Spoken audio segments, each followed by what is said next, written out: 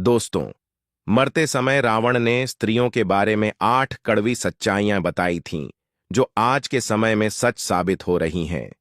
ये बातें भले ही कड़वी लगें, लेकिन सत्य से परे नहीं हैं। अक्सर रावण का नाम सुनते ही लोग उसकी बुराइयों को गिनाने लगते हैं, लेकिन यह भी सच है कि रावण इस ब्रह्मांड का एक महान ज्ञानी पंडित था। कहा जाता है कि वह भगवान शिव का परम भक्त था, और ऐसा कोई दिन नहीं जाता था जब उसने शिवजी की आराधना न की हो। लेकिन उसके एक गलत कर्म ने उसे हमेशा के लिए बुराई का प्रतीक बना दिया। सीता माता का अपहरण। उन्हें अपनी रानी बनाने का सपना देखने वाला रावण यह भूल गया कि जिनका उसने हरण किया वे अयोध्या के राजा दशरथ की पुत्रवधू हैं। इस भूल का परिणाम उसे अपने प्राण देकर चुकाना पड़ा।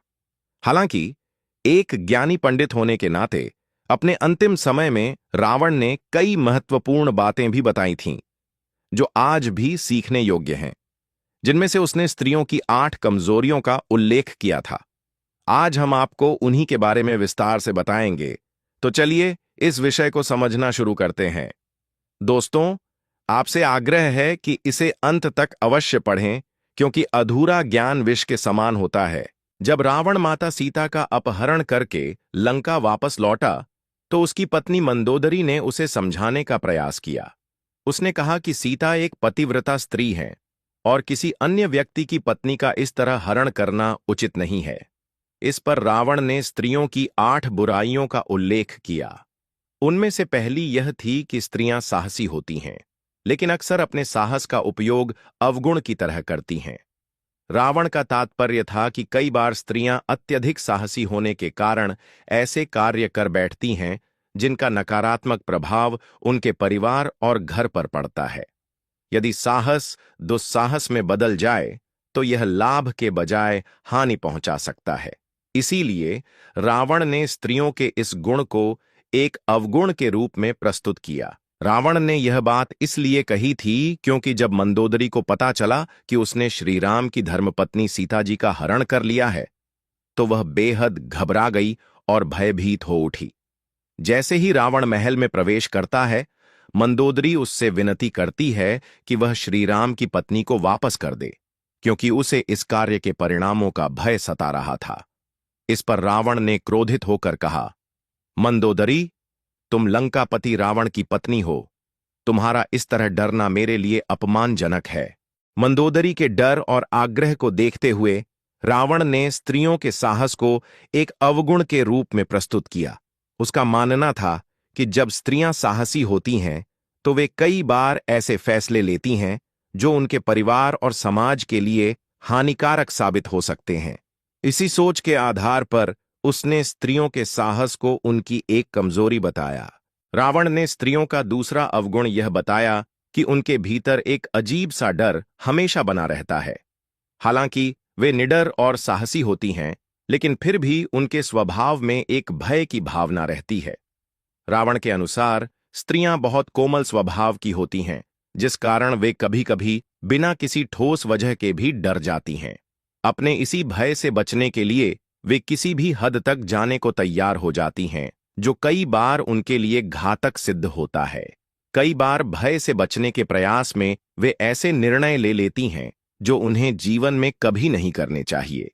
इस डर के कारण वे खुद को ऐसी परिस्थितियों में फंसा लेती हैं जहां से निकलना बहुत कठिन हो जाता है।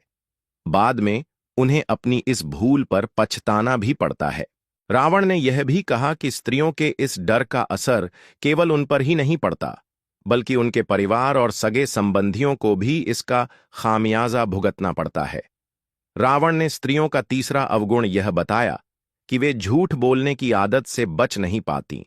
उसके अनुसार स्त्रियां बिना झूठ बोले रह ही नहीं सकतीं, और यदि एक झूठ छुपाने के लिए 100 और झूठ भी बोलने पड़ें, तो वे बिना झिझक ऐसा करने के लिए तैयार रहती हैं। रावण का मानना था कि स्त्रियों को इस बात की परवाह नहीं होती कि वे किसके सामने और किस तरह का झूठ बोल रही हैं। कई बार यह आदत इतनी स्वाभाविक हो जाती है कि वे बिना किसी विशेष कारण के भी झूठ बोलने लगती हैं।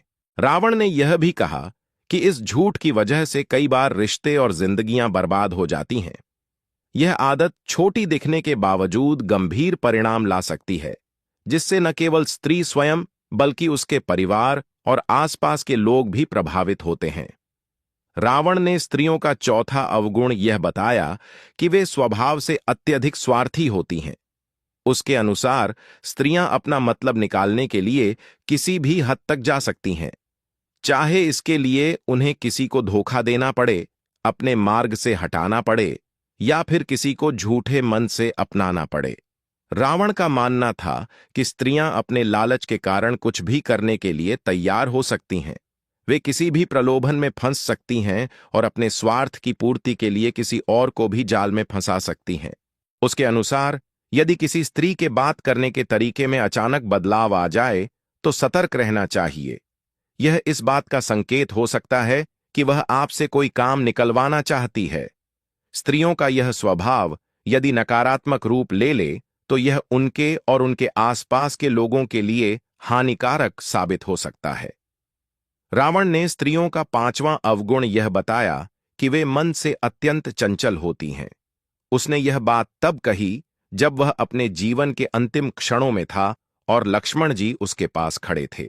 रावण स्वयं एक महान ज्ञानी था, लेकिन साथ ही वह एक राक्षसी का पुत्र भी था, जिससे उसमें मायावी शक्तियां थीं। उसके 10 सिर थे और वह मन को पढ़ने की अपार शक्ति रखता था। बावजूद इसके वह स्त्रियों के मन को समझने में असफल रहा। रावण के अनुसार स्त्रियों के मन में क्या चल रहा है, यह जान पाना किसी भी मनुष्य के लिए आसान नहीं है। वे अपनी वास्तविक भावनाओं को छुपाए रखती हैं और जब उनसे सीधा पूछा भी जाता है तो वे अपनी बात को इतनी चतुराई से घुमा देती हैं कि उसे समझना बेहद कठिन हो जाता है। इस चंचलता के कारण कई बार भ्रम और गलतफहमियां उत्पन्न हो जाती हैं, जो रिश्तों को प्रभावित कर सकती हैं। रावण के अनुसार स्त्रियों के स्वभाव में माया की झलक होती है। उनके चंचल स्वभाव के कारण वे केवल अपनी आंखों की भाषा से किसी का भी मन मोह सकती हैं और अपने अनुसार प्रभावित कर सकती हैं। रावण ने इस विषय का उल्लेख अपने शास्त्रों में भी किया था और यह बताया कि स्त्रियों के सभी अवगुणों में सबसे खतरनाक यही है। उसने चेतावनी दी थी कि स्त्रियों की चंचलता से हर मनुष्य को सतर्क रहना चाहिए, क्योंकि इतिहास में कई महाबली पुरुष इस चंचलता के कारण अपनी पूरी जिंदगी बर्बाद कर चुके हैं। इसके बावजूद स्त्रियों की यह प्रवृत्ति बनी रहती है। रावण का मानना था कि इस स्वभाव से जितना संभव हो बचकर रहना ही श्रेयस्कर है, क्योंकि यह व्यक्ति के जीवन और निर्णयों को गंभीर रूप से प्रभावित कर सकता है। रावण के अनुसार स्त्रियों का एक महत्वपूर्ण अवगुण यह है कि वे किसी भी बात को अधिक समय तक अपने तक सीमित नहीं रख सकतीं। उनका स्वभाव ऐसा होता है कि कोई भी गोपनीय बात देर सवेर बाहर आ ही जाती है। रावण ने अपने अंतिम समय में इस तथ्य को उजागर करते हुए कहा था कि स्त्रियों को कोई भी गुप्त या महत्वपूर्ण जानकारी नहीं बतानी चाहिए, क्योंकि वे इसे संभाल कर नहीं रख पातीं। भले ही वे किसी की कितनी भी निकट संबंधी या प्रियजन क्यों न हो, वे अनजाने में या किसी कारणवश उस बात को दूसरों तक पहुंचा देती हैं।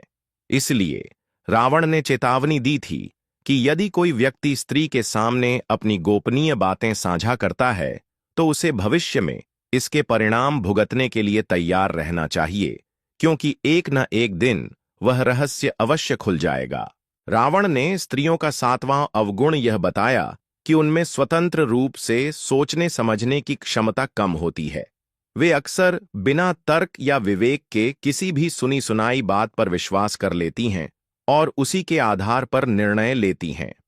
रावण ने यह बात अपने अनुभव से सीखी थी, क्योंकि उसकी पत्नी मंदोदरी ने उसकी किसी भी बात को स्वीकार नहीं किया और हमेशा उसके निर्णयों का विरोध किया। इसी आधार पर रावण ने कहा कि स्त्रियां आसानी से किसी भी व्यक्ति के बहकावे में आ जाती हैं, चाहे वह स्त्री हो या पुरुष। बिना गहराई से विचार किए निर्णय लेने की यह प्रवृत्ति कई बार उन्हें बड़ी मुसीबत में डाल देती है। न केवल वे स्वयं कठिनाइयों का सामना करती हैं, बल्कि उनके परिवार वाले भी परेशानियों में घिर जाते हैं। अंततः इसका परिणाम उनके घर परिवार के विनाश के रूप में सामने आ सकता है और तब उन्हें अपने निर्णय पर पछतावा होता है। रावण के अनुसार यह प्रवृत्ति स्त्रियों के लिए हानिकारक साबित हो सकती है। इसलिए उन्हें बिना सोचे समझे किसी भी बात पर विश्वास करने से बचना चाहिए। रावण के अनुसार स्त्रियों का 8वां और अंतिम अवगुण यह था कि वे शुद्धता और स्वच्छता का पर्याप्त ध्यान नहीं रखतीं। उसने स्त्रियों की तुलना शौच से करते हुए कहा कि वे स्वभाव से अशुद्ध होती हैं। रावण का मत था कि भले ही स्त्रियां खुद को सोने, चांदी और हीरे के आभूषणों से सजा लें, लेकिन फिर भी उनकी आंतरिक शुद्धता पर प्रश्न चिन्ह बना रहता है।